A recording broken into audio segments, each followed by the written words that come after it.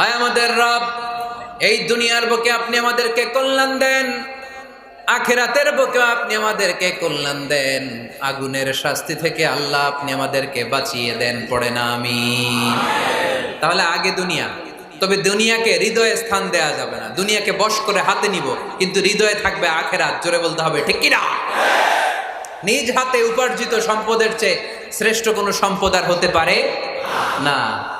আমার দিনমজুর ভাইয়েরা,